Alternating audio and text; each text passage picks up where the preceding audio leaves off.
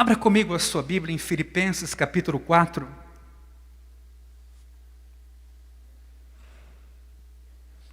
Nós vamos continuar o tema iniciado há alguns domingos.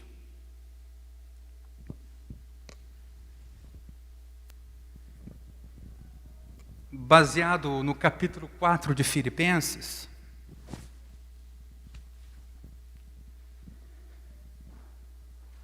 Já no finalzinho da carta, e eu convido vocês a fazermos a leitura do capítulo 4, então, a partir do versículo 10 até o 20. Fiquei muito alegre no Senhor, porque agora, uma vez mais, renasceu o cuidado que vocês têm por mim. Na verdade, vocês já tinham esse cuidado antes. Só que lhes faltava a oportunidade. Digo isto não porque esteja necessitado, mas aprendi a viver contente em toda e qualquer situação. Sei o que é passar necessidade, sei também o que é ter em abundância. Aprendi o segredo de toda e qualquer circunstância, tanto de estar alimentado como de ter fome. Tanto de ter em abundância como de passar necessidade. Tudo posso naquele que me fortalece. No entanto, vocês fizeram bem associando-se comigo nas aflições. E como vocês, filipenses, sabem muito bem, no início da pregação do Evangelho, quando parti da Macedônia, nenhuma igreja se associou comigo nessa questão de dar e receber, exceto vocês, somente. Porque até quando eu estava em Tessalônica, por mais de uma vez vocês mandaram o bastante para as minhas necessidades. Não que eu esteja pedindo ajuda, pois o que realmente me interessa é o fruto que aumente o crédito na conta de vocês. Recebi tudo e tenho até de sobra. Estou suprido desde que Epafrodito me entregou o que vocês mandaram, que é uma oferta de aroma agradável. Um sacrifício que Deus aceita e que lhe agrada. E o meu Deus, segundo a sua riqueza em glória, há de suprir em Cristo Jesus tudo aquilo de que vocês precisam. A nosso Deus e Pai seja a glória para todos sempre. Amém. Nas mensagens anteriores vimos muito bem a especificidade desta carta, uma das cartas da prisão, quando Paulo a escreve, estando num contexto de necessidade, de escassez, por que não dizer de certo abandono. Mesmo assim, Paulo, lá da prisão, recomenda a quem está fora, supostamente melhor, a que tenha alegria, e que tenha alegria sempre, mas uma alegria cuja fonte é o Senhor. Porque se a alegria tiver como fonte o Senhor, tudo será possível quando é esse Senhor quem nos fortalece, inclusive passar necessidade, sofrer enfermidade, abandono, decepções, todas as coisas, qualquer circunstância que seja, ela pode ser incluída nessa narrativa, desde que a minha força esteja em Jesus. E quando Paulo fala isso, não é de forma dogmática, é de forma libertadora. O que ele quer é a nossa felicidade, como queria a dos filipenses, mostrando a eles a raiz de sua verdadeira liberdade. Ele estava em Cristo, perdoado, nutrido, alimentado, inspirado por Jesus e olhando para o físico e o visível como sendo coisas de segunda categoria em importância. E para Jesus, então, seus olhos estavam voltados. E ele diz, tudo é possível, qualquer coisa que seja, qualquer circunstância é superável, quando Cristo é a minha força. Mas agora ele caminha para o final dessa carta, porque esse Paulo aqui recebeu ajuda dessa igreja de Filipos, a primeira igreja fundada por Paulo na Europa. Ele recebe oferta dessa comunidade, que chegam às mãos de Paulo por Epafrodito, um colega de ministério. E ele então agora quer falar um pouco dessa oferta. Não tanto porque ele foi suprido, mas ele está alegre pelo fruto que aquela comunidade está dando, no sentido de ajudar. E quando eu olho esse texto, eu sempre penso no nosso contexto hoje. A gente está com dor, a gente está sofrendo, a gente está passando por momentos difíceis. Certamente tem gente do nosso entorno que está com mais dor, com mais escassez, com situações bastante delicadas. Basta pensar alguém cuja fé não está em Jesus e que não há esperança de um novo mundo. Basta alguém estar vivendo nesse momento em nosso país já para ser essa pessoa desesperançosa. Então, de alguma forma, há algo que nós podemos ouvir e com o que contribuir. A ecologia da criação e da civilização se caracteriza, meus irmãos, por suprimento e por necessidade. Deus criou as coisas de maneira que elas sejam interdependentes. É incrível isso. Pode pensar em qualquer exemplo da criação natural, dos seres humanos. Nós fomos criados para interdependência. O ser humano é muito conhecido essa frase, é um ser social. Deus viu que não era bom que estivesse sozinho e fez para ele uma auxiliadora competente, correspondente, alguém com quem esse humano pudesse compartilhar anseios e que tivessem algo em comum. Então sempre há essa relação de troca, e eu penso que a igreja acaba refletindo isso também. Um lugar onde há suprimento porque há necessidade. Deus criou a igreja para suprir a necessidade que Ele mesmo colocou em nossos corações. Ou Deus não sabia que o homem se sentiria só? Deus sabia. Consequentemente, Ele cria uma correspondente de mesma natureza para que com ela esse homem desfrutasse de suprimento, de conselho, de companheirismo. Nesse sentido, uma igreja sem os seus membros é um mistério ou é um contrassenso. Muitas vezes não paramos para pensar seriamente sobre quais foram as necessidades para as quais a igreja foi formada. Pensamos mais nos ganhos que nós podemos ter e nem sempre nas oportunidades que a gente tem de ajudar, de suprir, de servir. O Espírito de Deus foi quem formou essa igreja, pela obra de Jesus.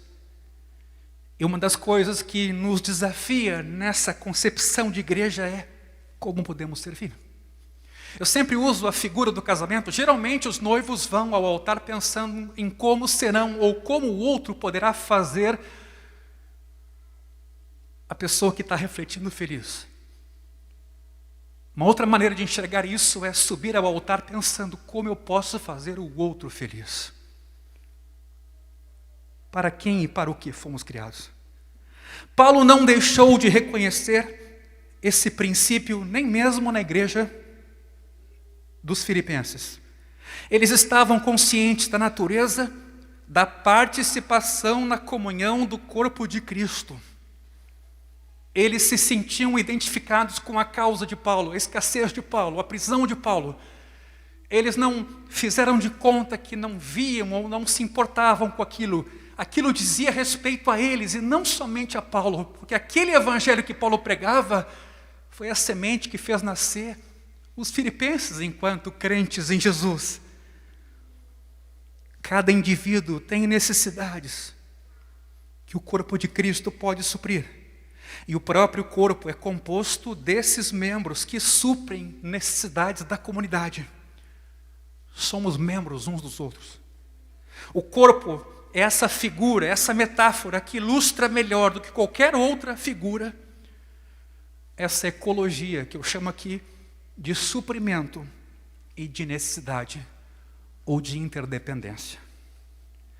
Meus irmãos, quando uma parte do nosso corpo físico deixa de funcionar bem, temos certeza de que ela não está recebendo o que precisa. Por exemplo, suponhamos o caso de um câncer ou uma tuberculose no pulmão. Ora, pelos pulmões, o sangue toma o oxigênio necessário para distribuí-lo às células do corpo todo.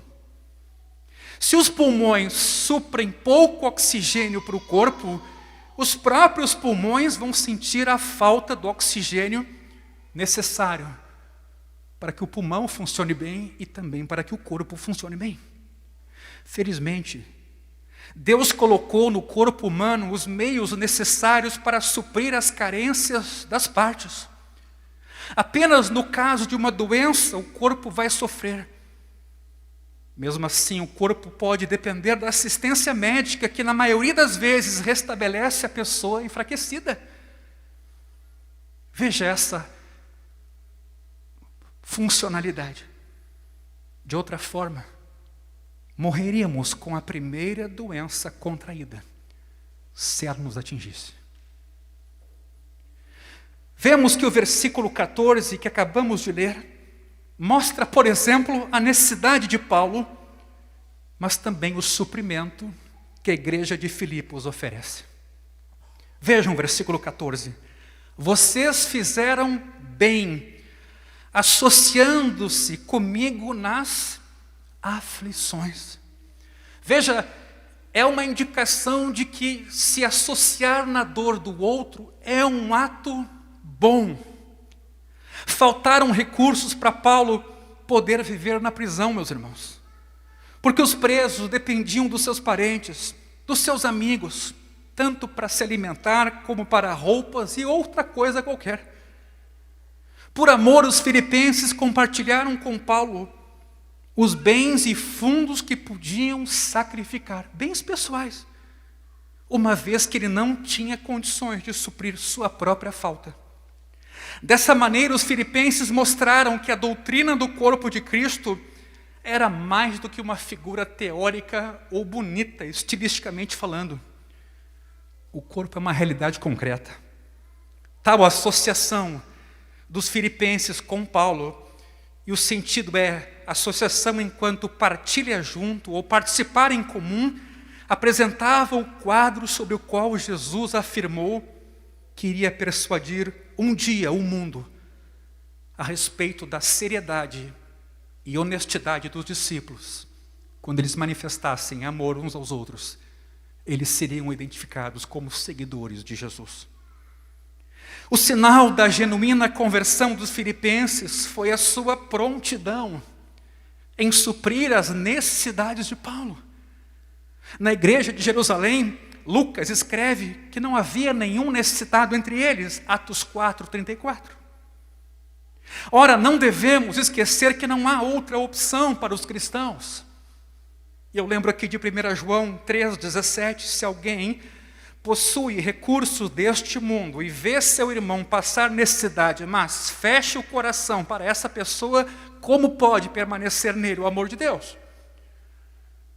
João aqui não nos manda orar, João aqui não nos manda espiritualizar uma coisa que estamos vendo e o coração deve estar aberto para isso.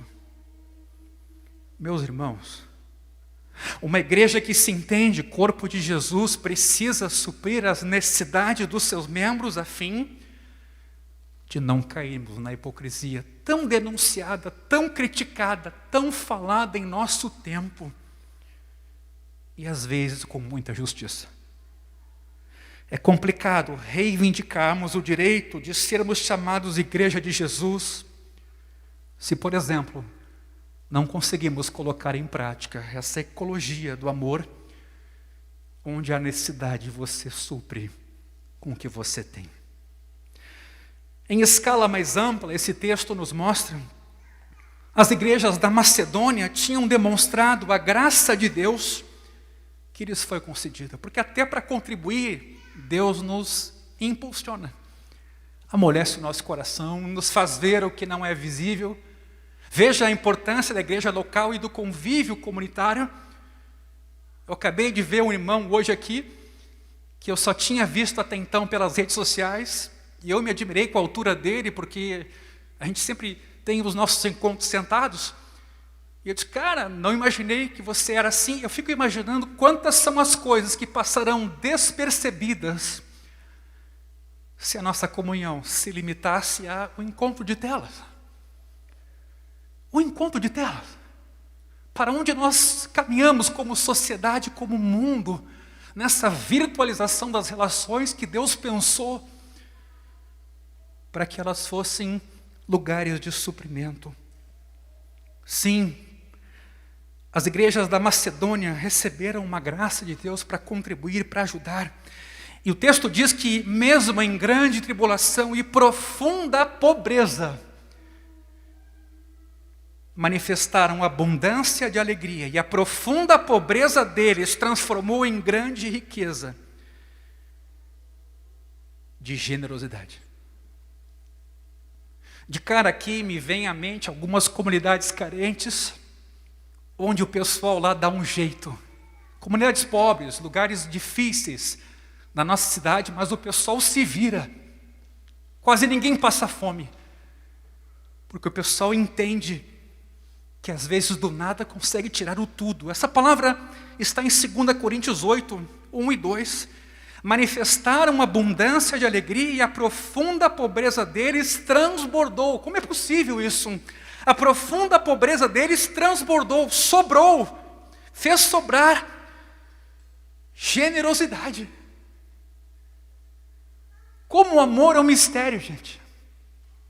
Como essa graça com a qual Deus nos abençoa e que da pobreza extrai transbordamento de generosidade é um mistério para nós. Sempre aqui eu me lembro da semente que é a do grão de mostarda, e depois ela se torna uma árvore e as aves se aninham nessa árvore. Nós não podemos menosprezar o que o poder do Evangelho e do amor pode fazer. Começa devagar, pequeno, misterioso. E essa palavra ela toca profundamente, 2 Coríntios 8, 1 e 2. Eles tinham alegria, e a tristeza era profunda. E Deus fez transbordar riqueza de generosidade. Essas igrejas pediram a Paulo o privilégio de participarem da assistência aos santos. Sabe quando você se engaja na obra social e você deseja participar daquela coisa bonita que ajuda pessoas em vulnerabilidade, em escassez, em situações delicadas? Eles pediram o privilégio. Nesse mesmo texto de Coríntios, 2ª carta, 8, versículo 4, eles pediram o privilégio de dar. Partilharam seus bens, que eram escassos, mas não porque Paulo os persuadiu ou pressionou, mas porque a graça de Deus, que é o amor derramado em nossos corações, lhes constrangeu. Lhes constrangeu. E não era a primeira vez que os filipenses mandavam suprimento para Paulo, meus irmãos. Logo após a sua partida da Macedônia, eles enviaram a Paulo em Tessalônica 2 ofertas, e o texto que estamos lendo de Filipenses diz isso, suficientes para suprir as necessidades do apóstolo. Outras congregações não sentiram nenhuma obrigação em ajudar Paulo, como diz o versículo 15. Não se sentiram tocadas a tanto. E Paulo ainda tinha o receio de revelar as suas necessidades, porque não queria ser pesado a ninguém e nem mal interpretado queria ser. Ele calava. Eu só imagino o que Paulo passou. Quando examinamos essa passagem, a gente é levado a refletir. Quando experimentamos somente a fartura, meus irmãos, esquecemos das necessidades que o nosso generoso Deus está agora suprindo constantemente. como o ar que respiramos, como a capacidade do corpo continuar funcionando e perfeitamente bem, nos dando sentidos, inteligência, racionalidade para decifrarmos essa mensagem, sentimentos. Isso é incrível. Deus nos supre a todo momento. Paulo, tendo aprendido a viver com fartura, e vimos isso na semana passada, mas também passando fome, não passou os seus dias na prisão esperando ou pedindo donativo, se vitimizando. Pelo menos o que diz o versículo 17 nos dá a entender essa verdade. Eu não estou pedindo ajuda, o texto declara. Na generosidade sacrificial dos filipenses, ele percebeu fruto do Evangelho. Eu acho que isso alegrou muito Paulo. Renovou-se a sua esperança de ver que o Evangelho lá fora da cadeia estava mudando a vida dos filipenses, de modo que eles deram um jeito de fazer o dinheiro chegar na realidade de Paulo. Isso é que é bonito, isso é que é poderoso.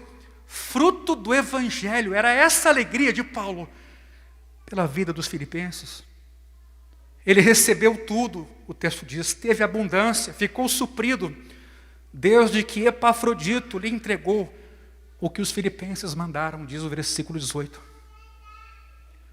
Fazendo assim, meus irmãos, os filipenses agradaram a Deus.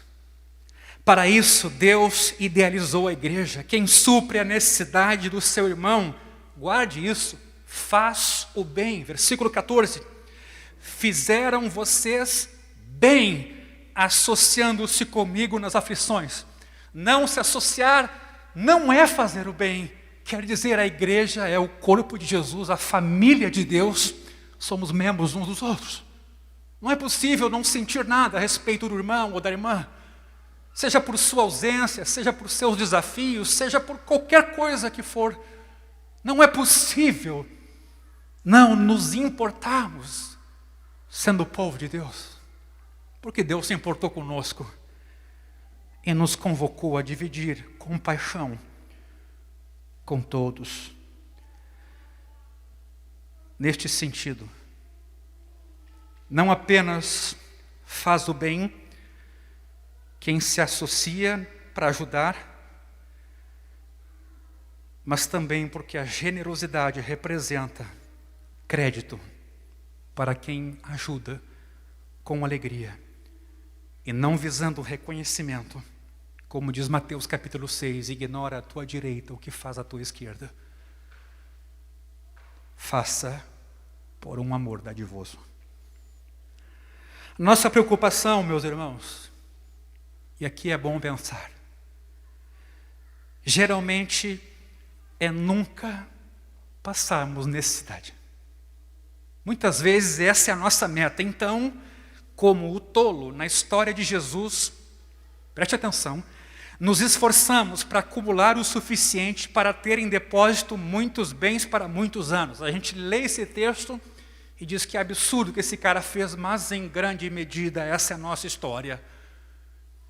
E o tema ali não é riqueza propriamente dita ou riqueza em termos de quantidade, mas é em quem nós confiamos ou no quê. Assim, nós geralmente planejamos a vida para descansar, comer, beber e, como diz Lucas 12, 19, aproveitar a vida. Está lá, textualmente. Palavra de Jesus. Mas a esse modo de pensar, Deus chama loucura.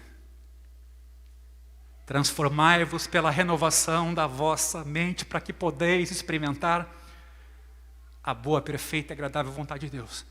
Mas a nossa maneira de funcionar é essa.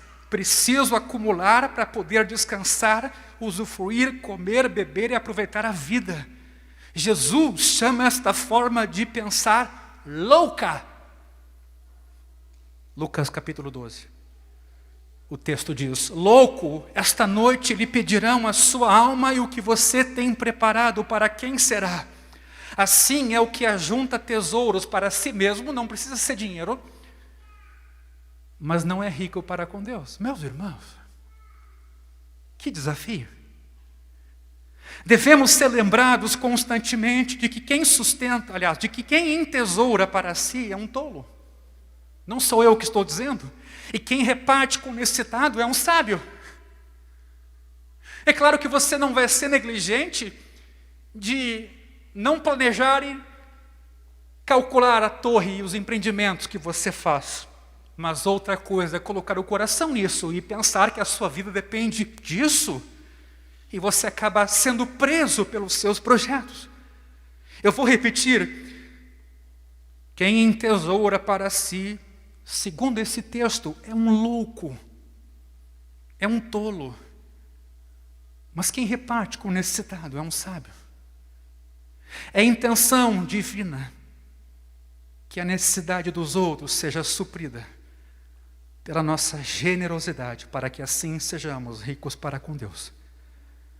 Foi por essa razão que Jesus disse: mais bem-aventurado é dar do que receber. Mas é incrível que na igreja evangélica a gente fala muito mais em receber. Vamos receber de Deus. De fato, toda boa dádiva vem dele. Mas nascidos de novo também, Deus nos quer serviçais e disponíveis para dar. Porque mais feliz é dar do que receber. Quem supre a necessidade de um irmão, compartilha a sua vida com ele. Esse é o verdadeiro significado do vocábulo grego que Paulo usa aqui, mas usa também em Filipenses 1:7. Sukoinoneo. É dessa forma que as células do corpo se gastam oferecendo as suas vidas para a vida do corpo inteiro. Não podemos especular quanto à quantia que os filipenses mandaram para Paulo. O que ele escreve é: recebi tudo e tenho até de sobra. Estou suprido, versículo 18. Se recebeu o suficiente para pagar o aluguel da casa em Roma, onde ele também foi preso, em Atos 28, ou para comprar alguns mantimentos, para Paulo isso era abundância. Aparentemente sobrava para os seus companheiros, os que estavam com ele, Atos 20, 34. Visto que as necessidades do apóstolo eram bem reduzidas, era uma vida muito modesta. É tolice guardar para mim o que o meu irmão precisa, sob o pretexto de que eu não tenho guardado o suficiente para as minhas necessidades. É desafiador isso. Mas isso é o que Paulo agora expõe diante de nós. Feliz o crente que sabe que todas as suas necessidades estão supridas, não porque acumulou terras, propriedades e muito dinheiro aplicado, mas porque fez e faz parte de uma comunidade que, com o amor de Deus, cuida dos seus membros e confia no Senhor, que tudo supre em relação ao seu rebanho. Ele é o bom pastor que cuida das suas ovelhas. O fruto de uma árvore aumenta quando a gente planta a sua semente num terreno preparado. Anos depois de crescer a árvore, finalmente aparece aquele fruto abundante, multiplicando muitas vezes aquela pequena semente. Pois Paulo está dizendo que terá semelhante aumento no crédito celestial o donativo investido aqui. No caso, bem-estar de Paulo. Além disso, a oferta recebe uma descrição muito interessante: aroma agradável, ou fragrância de um cheiro bom, que era o aroma daquele sacrifício queimado em Gênesis 8 ou em Levítico 1. Em razão da morte substitutiva de Cristo na cruz, não há mais sacrifícios de animais que possamos oferecer a Deus e que sejam aceitáveis ou suficientes. Porém, textualmente, vemos aqui que há sacrifícios que Deus não só aceita, mas que o agradam. Primeiro, devemos oferecer os nossos corpos em sacrifício vivo, santo e agradável a Ele. A vida cultica. Nessa semana eu fiz uma postagem em que eu dizia exatamente isso. Uma igreja secularizada não é aquela que se desigrejou e está em casa. É aquela que na sua maneira de viver não consegue viver com uma mente cristã. E engole tudo o que houve fora do templo e não consegue fazer uma crítica ou uma leitura cristã do mundo, da vida, do tempo e do dinheiro, por exemplo. Então, o sacrifício aqui também se refere a uma vida cultica. Em segundo, sacrifício também é uma palavra usada quando por meio de Jesus oferecemos sacrifício de louvor que é fruto de lábios que confessam o seu nome. E se você ler esse texto de Hebreus 13, versículos 15 e 16, a frase seguinte diz: não se esqueçam da prática do bem e da mútua cooperação, pois de tais sacrifícios Deus se agrada. Num tempo onde a gente vive muito pela emoção de sentir ou não de fazer, daqui a pouco a gente olha uma outra linguagem sacrificial que nos diz dos benefícios de uma ação de abstinência, de desprendimento e de doação, que às vezes dará trabalho, será custosa, mas terá benefício. E mais, essa ação sacrificial é pedagógica, porque ela vai te ensinar a dar cada vez mais e a amar mais. Como eu aprendi isso na minha vida? Quantas foram as coisas em que eu esperei para fazer depois de sentir e de me inspirar? Eu passei a entender o significado do fazer fazendo. Não esqueça isso aqui. Você que às vezes fica esperando aquela iluminação do céu para se pôr em marcha, para começar a se integrar, para começar a se aproximar. Você que imagina que vai abrir-se o céu e de repente, pum! Quando eu perceber, eu já estou fazendo. A palavra de Deus hoje à noite, por exemplo, vem aqui para usar essa palavra sacrifício. Mas não no sentido pesado, mas no sentido humano também, daquilo que Deus nos orienta a fazer. Então vejam bem, a vida é sacrifício vivo, santo e agradável.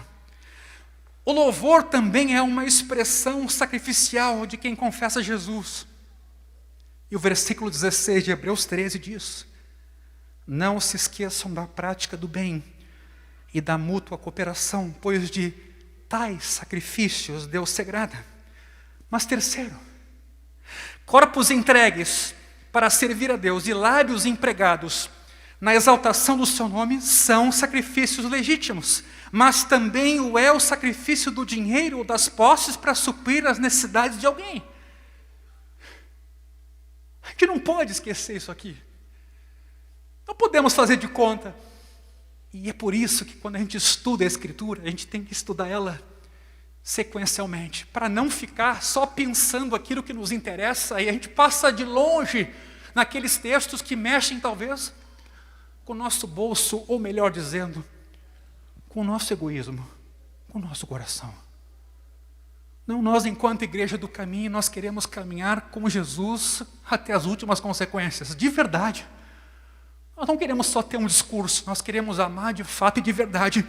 Então essa terceira dimensão sacrificial, não só da vida, não só do louvor, mas também da oferta, da contribuição, do auxílio mútuo, que não se dá só com dinheiro, com tempo também.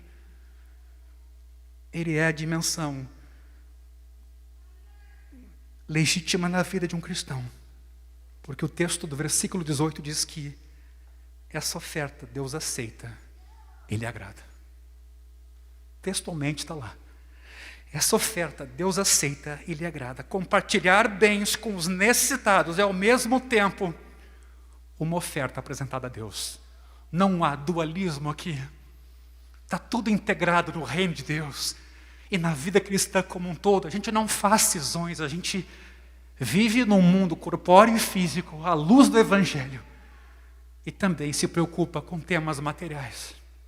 Não espiritualiza eles. Não manda as pessoas embora dizendo, eu vou orar por ti, para amanhã tu ter um emprego. Também faz isso, mas a gente pode ajudar. A a gente ajuda. Repito, versículo 18. Disso Deus se agrada, Deus aceita. Compartilhar bens com os necessitados é ao mesmo tempo uma oferta apresentada a Deus. Havendo a motivação correta de amor, gratidão e não busca de reconhecimento humano, visibilidade, publicidade, esse sacrifício sempre será aceitável e agradável a Deus.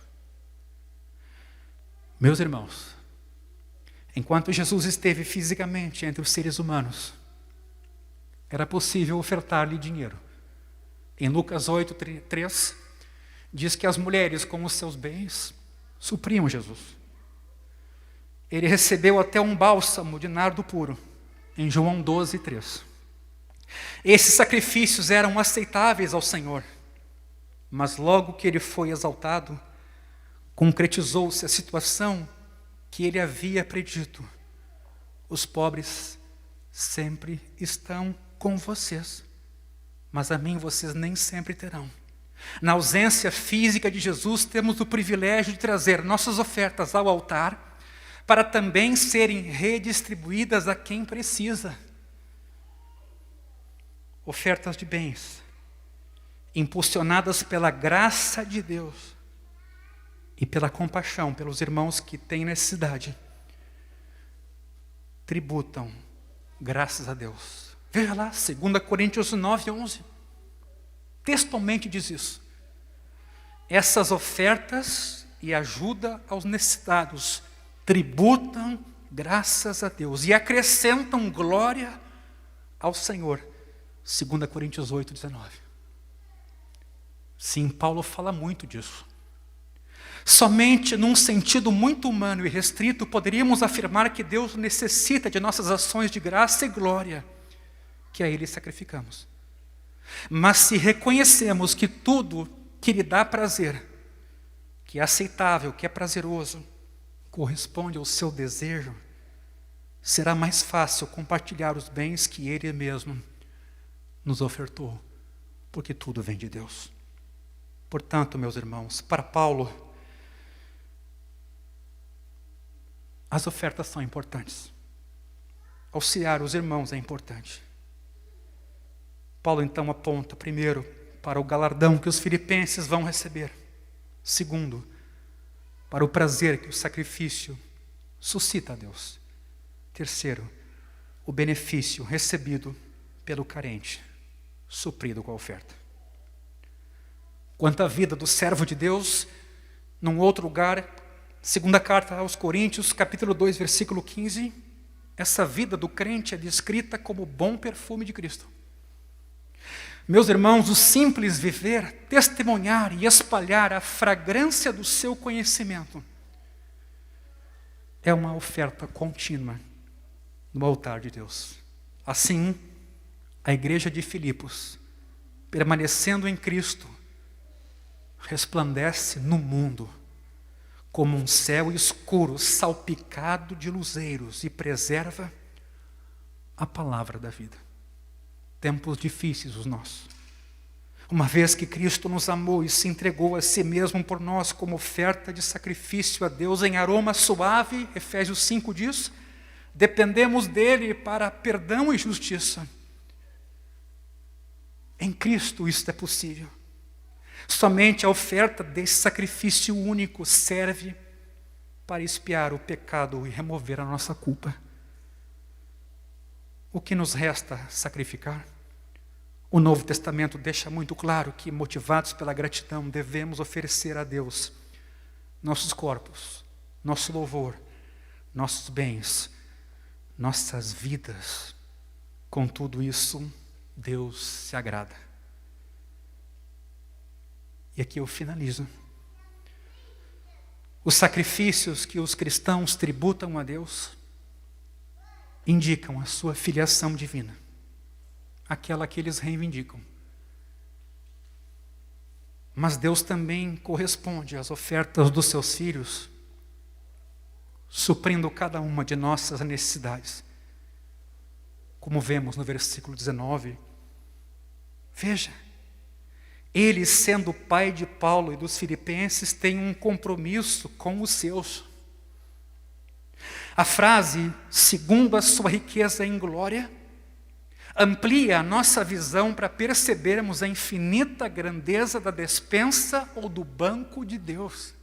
É maior, é de outro valor. Dele é o mundo e tudo o que nele se contém. Em Salmos 50, são meus, disse o Senhor, todos os animais do bosque e o gado aos milhares nas montanhas. Quando Paulo pensava no sentido da palavra glória no hebraico, peso, não deixava de contemplar a riqueza, a majestade, a importância e a fonte inesgotável de todos os valores. Veja como o texto está colocado, versículo 19. Não é das riquezas que Deus vai suprir, mas segundo as riquezas há uma proporcionalidade. Você pode ser muito rico e dar muito pouco. Deus não. Deus dá segundo a sua riqueza, não da sua riqueza, Ele dá segundo a sua riqueza. Em glória. Deus vai suprir a falta dos filipenses. Deus vai cuidar deles. A palavra suprir aqui, plerosei, encher, fazer transbordar. Fazer transbordar é a mesma que Paulo usou no versículo 18 para abundância. Pela fé, Paulo promete que Deus vai suprir com abundância todas as necessidades dos filipenses que ofertaram. Eles receberão pela fé o que Deus lhes outorgar e terão mais do que suficiente para as suas necessidades, embora não necessariamente para os seus desejos, mas para o que necessitam. Porque eles fazem a oração: venha o teu reino, seja feita a tua vontade. E santifica a minha vida para que eu descubra o que é agradável a ti. Por que nós, irmãos, temos tanto receio de compartilhar, ainda que num ato sacrificial, as nossas posses, recursos, tempo, com quem precisa? Talvez foi C.S. Lewis quem apontou para o obstáculo principal disso. Não é porque desejamos uma vida de luxo, mas é porque a gente tem medo do futuro e insegurança de que será suprido no amanhã. Se formos generosos como os filipenses, nosso futuro, segundo Paulo, estará garantido. Não necessariamente com bens materiais, fundos de garantia ou apólices de seguro de vida, mas em Deus, que promete suprir todas ou cada uma de nossas necessidades. A fé que confia em Deus como Pai, para um futuro desconhecido, e como isso é atual, também quer que toda a glória seja tributada a Deus. E é por isso que o versículo 20 diz: a nosso Deus e Pai seja a glória para todo sempre. Amém. Baixa a tua cabeça.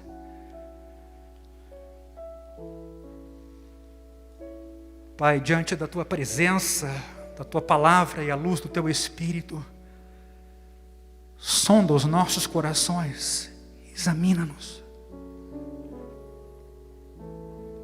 Que a tua palavra nessa noite não volte vazia, mas que ela encontre morada em nosso coração.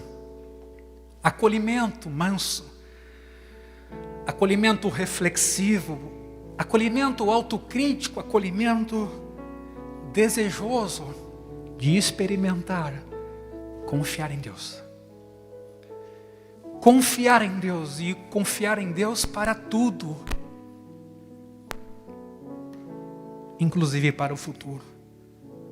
Senhor, nos ensina por essa palavra aqui. Nos reacende os corações e nos vivifica essa narrativa e os princípios nela contidos, para que isso signifique algo real, verdadeiro e útil hoje em nosso meio e dessa comunidade para com quem sofre, com quem precisa, com quem carece. Mexe conosco, Senhor, trabalha com o nosso coração. O que é a nossa vida? O que é a nossa vida senão vaidade? Que o Senhor tenha misericórdia de cada um de nós e que nos perdoe. E que nos tire do coração toda malícia e esperteza e maldade. Toda avareza que nos oprime e que não nos deixe descansar. Eu peço que Tu fales com essa comunidade, comigo, com cada um de nós hoje à noite aqui. E que o Teu reino venha, tome o seu lugar e possa ser um manancial para que todo sedento e faminto possam ser supridos e alimentados. Há muita fome, há muita sede, há muita carência. E o Senhor já nos tem abençoado com toda sorte de bênção espiritual em Cristo. Envia esta comunidade, Senhor, por todo lugar, por todos os cantos, desde sua própria casa, seu condomínio, sua vizinhança, seus colegas de trabalho, seus amigos, seus familiares. Envia-nos, Senhor, com esses pés que anunciam a boa nova e que fazem ouvir a paz. Diante de tanta fome, tanto desejo de sentido na vida, tanta desesperança, em especial no nosso tempo, envia-me a mim, envia-me, envia o meu irmão, a minha irmã. Nos livra do peso que nos assedia, que nos impede de correr livres em Ti, Senhor. Nos desincumbe dessas coisas e nos faz verdadeiramente livres. Para onde o Senhor estiver, ali possa o seu servo estar. Para onde o Senhor estiver em Porto Alegre, ali a Tua igreja esteja, como Teus braços, Teus pés, abraçando, caminhando, servindo, amando. Que o Senhor tenha misericórdia de nós, que nos desperte, que nos transforme, que nos ajude, que nos faça caminhar e servir. Eu te peço isso, no nome de Jesus.